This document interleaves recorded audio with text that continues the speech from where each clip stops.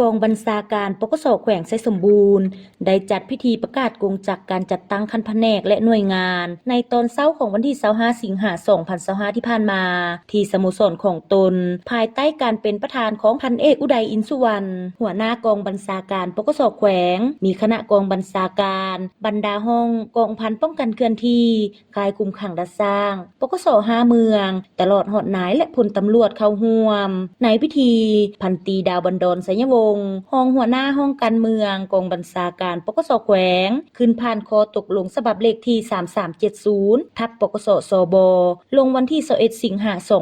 2025ว่าด้วยการแต่งตั้งนายตำรวจขั้นแผนกขั้นหน่วยงานที่ขึ้นกับกองบัญชาการปกสแขวงไชยสมบูรณ์ในนั้นแต่งตั้งหัวหน้าแผนก17สหายหญิง1สหายห้องแผนก22สหายหญิง3สหายหัวหน้าหน่วยงาน77สหายหญิง11สหายและห้องหน่วยงาน57สหายหญิง9สหายโอกาสเดียวกันพันเอกอุดัยอินสุวรรณหัวหน้ากองบัญชาการปกสแขวงได้แสดงความย่องยอสมเสยต่อบรรดานายตำรวจที่ได้รับการแต่งตั้งใหม่ในครั้งนี้ซึ่งเป็นผู้ที่มีผลงานดีเด่นเป็นแบบอย่างนำหน้าและสามารถปฏิบัติหน้าที่เวียกงานวิชาเฉพาะสำเร็จตามการมอบหมายของขั้นเทิงนอกนี้ท่านยังได้ให้ฮู้ว่าการปรับปรุงประกาศกงจักการจัดตั้งในครั้งนี้แม่นปฏิบัติตามความเรียกร้องต้องการของหน้าที่การเมืองในแต่ละระยะพร้อมทั้งเน้นหนักให้นายตำรวจที่ได้รับการแต่งตั้งจงเอาใจใส่คนครัวเสื่อมซึมและกำแน่นแนวทางของพรรคนโยบายและระเบียบกฎหมายของรัฐของกำลังป้องกันความสงบ